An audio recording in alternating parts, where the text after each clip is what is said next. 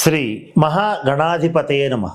ఈరోజు మనం ద్వాదశ రాశుల్లో అంటే మేషాది మీనం వరకు ఉన్నటువంటి 12 రాశుల్లో ఏ రాశి వారిని వివాహం చేసుకోవాలి, ఏ రాశి వారిని వివాహం చేసుకోకూడదు, ఒకవేళ చేసుకుంటే ఎటువంటి సమస్యలు వస్తాయి, ఎటువంటి సమస్యలు వస్తే ఎటువంటి పరిష్కారాలు చేసుకోవాలి, ఇటువంటి అనేక అంశాల గురించి తెలుసుకోవడానికి ప్రయత్నం చేద్దాం. దీంట్లో భాగంగా వృషభ రాశి వారు ఏ రాశి వారిని వివాహం చేసుకోకూడదు అనేటువంటి అంశం గురించి మొట్టమొదట మనం తెలుసుకోవడానికి ప్రయత్నం చేద్దాం. ఇక్కడ వృషభ రాశి వారు అనగానే కృతికా నక్షత్రం 2, 3, 4 పాదాలు, రోహిణి నక్షత్రం 1, 2, 3, 4 పాదాలు, మృగశిర నక్షత్రం 1, 2 నక్షత్ర పాదాల్లో జన్మించిన వాళ్ళందరినీ కూడా మనం వృషభ రాశి జాతకుల కింద పరిగణిస్తాం. ఇక్కడ మనం గమనించినట్లయితే గతంలో కూడా అందరూ జాతకాలు చూపించి పెళ్లి చేసుకునే వాళ్ళు ఎవరూ లేరు, కానీ చాలా కాలం పాటు చక్కగా సంసారం చేశారు, పిల్లల్ని కన్నారు, చక్కటి అన్యోన్య దాంపత్య జీవితాన్ని కొనసాగించడం అనేటువంటిది జరిగింది. కానీ ఈ కాలంలో చాలా ఇబ్బందులు అనేటువంటివి వస్తున్నాయి, విడాకుల సంఖ్య పెరిగిపోతుంది, తరచుగా భార్యాభర్తల మధ్య తీవ్రమైనటువంటి ఘర్షణలు, భేదాభిప్రాయాలు, ఈగో ఇష్యూస్ అనేక రకాలైనటువంటివి వచ్చి ప్రతి చిన్నదానికి తీవ్రంగా మనస్పర్ధలు అనేటువంటిది భార్యాభర్తల మధ్య ఏర్పడుతున్నాయి. కనుక గతంలో కంటే ఇప్పుడు వ్యక్తిగత జన్మ జాతకరీత్యా ఈ జాతకం అవతల వ్యక్తి యొక్క జాతకం మనకి కలుస్తుందా లేదో తెలుసుకోవడం అనేటువంటిది చాలా ముఖ్యమైపోయింది. దీనికి తోడుగా ఒకానొకప్పుడు చాలా చిన్న వయసులో వివాహం చేసేవాళ్ళు. చిన్న వయసులో అభిప్రాయాలు ఏర్పడకముందు వివాహాలు జరగటం వల్ల వాళ్ళు ఎంతో కొంత కలిసి ఉండే అవకాశం ఉండేది. అయినప్పటికీ వాళ్ళలో కూడా తీవ్రంగా మనస్పర్ధలు ఉన్నవాళ్ళు ఉన్నారు. కాకపోతే ఆ రోజున విడాకులు తీసుకోవటం అంటే చాలామందికి భయం. విడాకులు తీసుకుంటే సమాజం వెలివేస్తుంది అనేటువంటి భయంతో తీసుకునేవాళ్ళు కాదు. ఈ రోజున ఎవరికి పెళ్ళంటే భయం లేదు, విడాకులు అంటే భయం లేదు, సహజీవనం అంటే లెక్కలేదు. ఇటువంటి స్థితిలో వ్యక్తిగత జన్మ జాతకాన్ని పరిగణనలోకి తీసుకుని చాలా జాగ్రత్తగా వివాహం చేయవలసినటువంటి పరిస్థితులు ఏర్పడ్డాయి. కనుక ఏ రాశి వాళ్ళు ఎటువంటి వాళ్ళని వివాహం చేసుకోకూడదో ముందు తెలుసుకుంటే తగిన జాగ్రత్తలు మనం తీసుకుని చక్కటి సంసారిక జీవితాన్ని గడిపి మంచి సత్సంతానాన్ని సమాజానికి అందించేటువంటి పరిస్థితులు ఉంటాయి. కనుక ఈ విషయాల గురించి ఇప్పుడు మీకు నేను చెప్పడానికి ప్రయత్నం చేస్తాను. దాంట్లో భాగంగా మొట్టమొదట వృషభ రాశి వారిని వివాహం చేసుకోకూడదు. ఇక్కడ కారణం ఏంటంటే వృషభ రాశి వారికి సహజంగానే ఓర్పు, కావలసినంత పట్టుదల, ప్రతి విషయాన్ని చక్కగా ఆనందించటం, ఆస్వాదించటం, ప్రతి అంశంలోనూ వీళ్ళదైనటువంటి ఒక ముద్ర అనేటువంటిది వేస్తూ ఉంటారు. అంటే ఏ పని చేసినా వీళ్ళదైనటువంటి ఒక రకమైనటువంటి స్టాంపింగ్ ఉంటుంది. చక్కగా అట్లా చేయగలుగుతారు. వీళ్ళు ఎంతో చక్కగా ఉంటారు, ఓర్చుకోగలుగుతారు, పొగడ్తలకి పొంగిపోరు, విమర్శలకి కుంగిపోరు. మరి ఇటువంటి మంచి లక్షణాలు ఉన్నప్పటికీ కూడా వృషభ రాశి వారిని ఎందుకు వివాహం చేసుకోకూడదని చెప్తున్నామంటే దీనికి ఒక ప్రత్యేకమైన కారణం ఉంది. ఎప్పుడైనా సరే ఒకే రాశిలో ఉన్నటువంటి స్త్రీ పురుషులు వివాహం చేసుకుంటే మనం కాస్త జాగ్రత్తగా గమనించినట్లయితే ఇద్దరికీ ఒకేసారి ఏలినాటి శని వస్తుంది, లేదా ఇద్దరికీ ఒకేసారి అర్ధాష్టమ శని వస్తుంది, అలాగే ఇద్దరికీ ఒకేసారి అష్టమ శని వస్తుంది. ఒకేసారి గ్రహణ ప్రభావాలు కూడా ఉంటూ ఉంటాయి. వృషభ రాశికి ఒక గ్రహణం ఏర్పడింది ఆ సంవత్సరంలో, అది కొంచెం తీవ్రమైన ప్రభావం చూపించేటువంటి గ్రహణం. దాంట్లో కొంత గ్రహకూటములు, కొంత గ్రహగతులు అనుకూలంగా లేనప్పుడు ఆ గ్రహకూటము వృషభ రాశి వారి మీద తీవ్రంగా ప్రభావం చూపిస్తే అప్పుడు భార్యాభర్తలు ఇరువురి మీద ప్రభావం చూపిస్తుంది. కనుక వాళ్ళిద్దరిలో ఒకళ్ళకి జాతక బలం ఉండదు, కనుక వాళ్ళ మధ్య అభిప్రాయ భేదాలు రావచ్చు, లేదా ఇద్దరిలో ఒకళ్ళ ఆరోగ్యం ఇబ్బంది పడవచ్చు, లేదా ఇద్దరు కొంత విడిపోయే పరిస్థితి రావచ్చు. కనుక ఎటువంటి పరిస్థితుల్లోనూ ఒక వృషభ రాశి అనే కాదు, ఏ రాశి వాళ్ళైనా సరే వాళ్ళ రాశికి చెందిన స్త్రీని కానీ పురుషుణ్ణి కానీ వివాహం చేసుకోకూడదు. ప్రాచీన గ్రంథాల్లో కొన్ని గ్రంథాల్లో ముఖ్యంగా ఒకే రాశి వాళ్ళు చేసుకోవచ్చు అని చెప్పడం జరిగింది. దాన్ని నమ్మి కొంతమంది గతంలో ఉన్నటువంటి పూర్వకాలంలో కొంతమంది, అందరూ నేను అనను, ఒకే రాశిలో ఉన్నటువంటి వివాహం చేసి తర్వాత వాళ్ళు విడిపోయి భార్యాభర్తలు తలా ఒక దారి అయ్యి, అలాగే ఇద్దరిలో దురదృష్టవశాత్తు ఒకళ్ళ వ్యక్తిగత జాతకంగా కొంత వీక్గా ఉంటే ఒకళ్ళు చనిపోయి, ఇటువంటివి కూడా ఎన్నో జరిగిన సందర్భాలు మేము గత 20-30 సంవత్సరాలుగా చూడటం అనేటువంటిది జరిగింది. కనుక ఇది సమంజసం కాదు. ఇది ఏ సందర్భంలో వాళ్ళు చెప్పారు అని అంటే వృషభ రాశిలో నక్షత్రం మారినప్పుడు కొంతమంది చేసుకున్నారు. అది కూడా వ్యక్తిగత జన్మ జాతకం ఇద్దరిది బలంగా ఉన్నప్పుడు తప్పనిసరి పరిస్థితుల్లో ఇటువంటి ప్రత్యేకమైన సందర్భాల్లో చేసుకున్న వాళ్ళు మాత్రమే బాగున్నారు తప్ప దాదాపుగా 100కి 90% మంది, ఇంకా చెప్పాలంటే 99% మంది కూడా ఒకే రాశి వాళ్ళు వివాహం చేసుకుంటే కలిసి ఉన్న దాఖలాలు దాదాపుగా లేవు. కనుక వృషభ రాశి వారిని వివాహం చేసుకోకూడదు. ఇక వృషభ రాశి వారు మిథున రాశి వారిని కూడా వివాహం చేసుకోకూడదు. దీన్ని ద్విద్వాదశాలు అంటారు, అంటే 2-12 స్థితి అంటారు.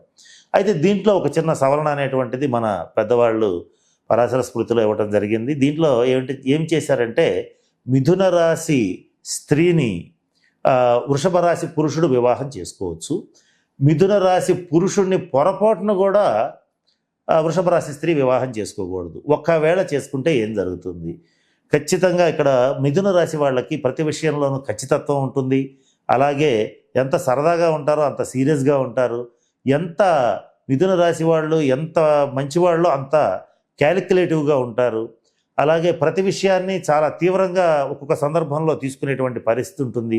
అటువంటి సందర్భంలో పొరపాటున మిథున రాశి పురుషుణ్ణి వృషభ రాశి స్త్రీ గనక వివాహం చేసుకుంటే కొంతమందికి, అందరికీ అని నేను అనను కానీ, వాళ్ళ వ్యక్తిగత జన్మజాతక రీత్యా సప్తమ స్థానం పూర్తిగా దుర్బలం అయిపోయిన పరిస్థితుల్లో మాత్రం కొన్ని సందర్భాల్లో కొంత సూసైడ్ చేసుకునేటటువంటి పరిస్థితులు, అంటే ఆత్మహత్య దాకా దారి తీసేటువంటి స్థితిగతులు చాలామంది జాతకాల్లో ఏర్పడతాయి. కనుక ఈ విషయంలో ఖచ్చితమైనటువంటి జాగ్రత్త పాటించాలి. కనుక మిథున రాశి పురుషుడిని వృషభ రాశి స్త్రీ చేసుకోకూడదు. కొన్ని ప్రత్యేకమైన పరిస్థితుల్లో మిథున రాశి స్త్రీని వృషభ రాశి పురుషుడు చేసుకోవచ్చు. ఇకపోతే ఈ వృషభ రాశి వారు పొరపాటున కూడా తులారాశి వారిని చేసుకోకూడదు. ఇది స్త్రీ పురుషులు ఇరువురికి వర్తిస్తుంది. స్త్రీ తులారాశి అయినా, అలాగే పురుషుడు తులారాశి అయినా, వృషభ రాశి స్త్రీ పురుషులు ఎవ్వరూ కూడా వివాహం చేసుకోకూడదు. దీన్ని షష్టాష్టక స్థితి అంటారు. అంటే వృషభ రాశి నుంచి తులారాశి 6, తులారాశి నుంచి వృషభ రాశి 8, 6, 8 స్థితి షష్టాష్టక స్థితి.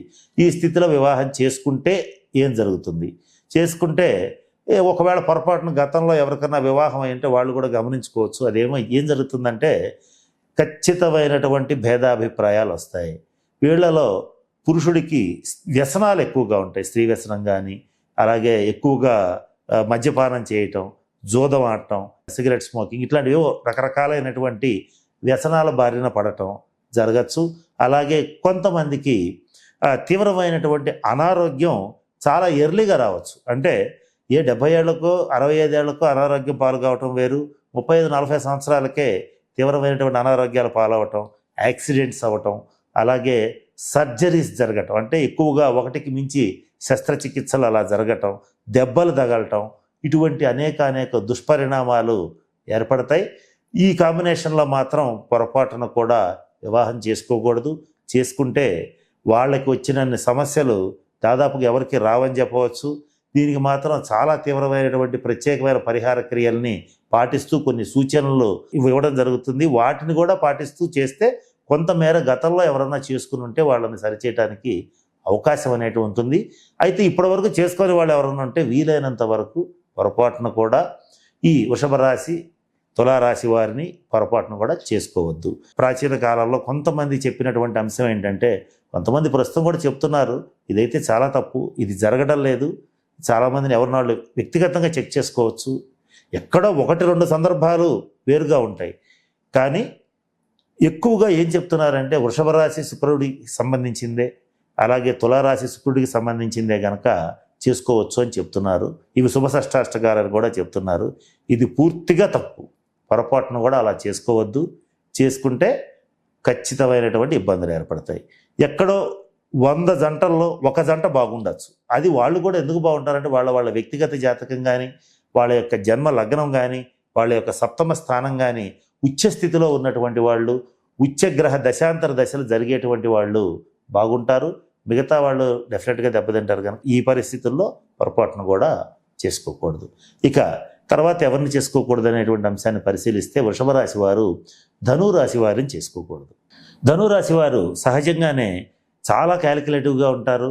ఏ పని మొదలు పెట్టాలన్నా ప్రతిదీ ప్రణాళికాబద్ధంగా చేస్తారు.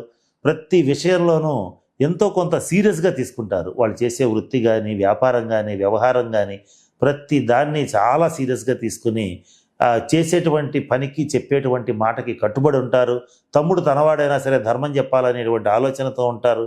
ఇటువంటి వారికి ఈ వృషభ రాశి వారు దాదాపుగా నచ్చరు. కారణం ఏంటంటే వీళ్ళు మంచి చేసినా చెడు చేసినా నిజం చెప్పినా అబద్ధం చెప్పినా ప్రమాదం లేనంత వరకు తప్పులేదు అని అనుకుంటుంటారు.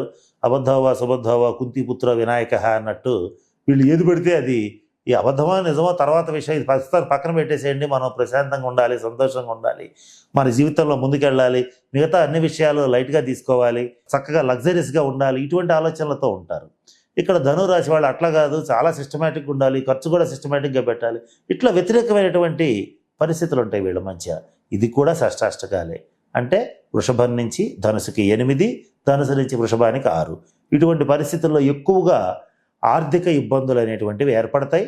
ఒక్కసారి వీళ్ళిద్దరూ గతంలో ఎవరన్నా వృషభ రాశి వారు ధనురాశి స్త్రీ పురుషుల్లో ఎవరైనా సరే వివాహం చేసుకుని ఉంటే వాళ్ళ జీవితంలో, వాళ్ళ వృత్తిలో కానీ, ఉద్యోగంలో కానీ, వ్యాపారంలో కానీ చాలా తీవ్రమైన స్థాయిలో ఆర్థికంగా నష్టపోయి ఉండటం జరుగుతుంది. వీళ్ళలో ఒకళ్ళకి కొంతమేర ఆరోగ్యం దెబ్బతింటం కానీ, శస్త్రచికిత్సలు జరగటం కానీ ఇటువంటి జరిగే అవకాశం ఉంటుంది. ఒక రకంగా ప్రాణాంతకం అని చెప్పొచ్చు. ఈ షష్టాష్టకాలు అంటే అర్థం ఏంటంటే కొంత ఒకళ్ళ వల్ల ఒకళ్ళకి ప్రాణాంతకమైన సమస్యలు వచ్చేటువంటి పరిస్థితులు ఉంటాయి కనుక పొరపాటును కూడా చేసుకోకూడదు. ఇక తర్వాత విషయాన్ని గమనిస్తే వృషభ రాశి అలాగే మేషరాశి. ఈ వృషభ రాశి మేషరాశి స్త్రీ పురుషులు వివాహం చేసుకునేటప్పుడు వృషభ రాశి స్త్రీని మేషరాశి పురుషుడు వివాహం చేసుకోవచ్చు. ఇది కొంతమేర పనికొస్తుంది. ఇది కూడా వ్యక్తిగత జన్మజాతకంలో బాగుంటే చేసుకోవచ్చు. పొరపాటున ఇక్కడ మేషరాశి పురుషుడికి సప్తమ స్థానాధిపతి అయినటువంటి శుక్రుడు నీచ స్థితిలో ఉండటం కానీ, సప్తమాధిపతి నీచ అస్తంగత్వ వ్యయస్థానాల్లో పట్టడం, ఇటువంటిది ఏదన్నా పొరపాటు జరిగితే మాత్రం ఇబ్బందులు వస్తాయి. అలా కాకుండా వ్యక్తిగత జాతకాలు బలంగా ఉంటే, ఇద్దరి కాంబినేషన్స్ గ్రహగతుల స్థితులు బలంగా ఉంటే ఈ వృషభ రాశి స్త్రీని మేషరాశి పురుషుడు చేసుకోవచ్చు. కానీ వృషభ రాశి పురుషుడిని మేషరాశి స్త్రీ పొరపాటును కూడా వివాహం చేసుకోకూడదు. చేసుకునేటట్లయితే ఇద్దరి మధ్య తీవ్రమైన భేదాభిప్రాయాలు వస్తాయి. కొంతమేర సపరేట్ అయ్యే అవకాశం కూడా ఉంటుంది. అంటే కొంత విడాకుల దాకా కూడా వెళ్ళే పరిస్థితులు ఉంటాయి. కనుక ఇటువంటి వచ్చినప్పుడు వాళ్ళ వ్యక్తిగత జన్మ జాతకరీత్యా తగిన శాంతి పరిహార క్రియలు జరిపించుకుంటే కొంతమేర ఆ సమస్యల నుంచి బయటపడవచ్చు. ఈ సంవత్సరం మరి ముఖ్యంగా షష్టగ్రహ కూటమితో మొదలవుతోంది, విశ్వావసన సంవత్సరం. దాంతోపాటు కాలసర్పదోషంతో మొదలవుతోంది. అధిక భాగం త్రిగ్రహ చతుర్గ్రహ పంచగ్రహ కూటములు రావటం, అలాగే ఈ వృషభ రాశి వారికి దశమ స్థానంలోకి కుంభంలోకి రాహు ప్రవేశించి సంచరించడం వల్ల ఈ వృత్తిపరమైనటువంటి చికాకులన్నీ కూడా ఇంట్లో జీవిత భాగస్వామ్యం చూపించడం అనేటువంటిది జరుగుతుంది. కొంతమంది ఈ ఇబ్బందుల రీత్యా ఇబ్బంది పడుతుంటారు కనుక తగిన రాహుకి సంబంధించిన తగిన శాంతి పరిహార క్రియలు జరిపించుకోవాలి. కనుక నేను చెప్పినట్లుగా ఈ వృషభ రాశి వాళ్ళు ఎవరిని వివాహం చేసుకోకూడదో ఇప్పుడు మనం చెప్పాము. వాళ్ళలో వీలైనంత వరకు తీసేసి వ్యక్తిగత జన్మజాతకాన్ని చూసి వివాహం చేసుకుంటే మంచిది. కనుక నేను చెప్పిన అన్ని సూచనలు పాటించి వృషభ రాశి వారు చక్కటి జీవిత భాగస్వామిని సెలెక్ట్ చేసుకోవాలని మనస్ఫూర్తిగా కోరుకుంటూ సెలవు తీసుకుంటున్నాను. స్వస్తి.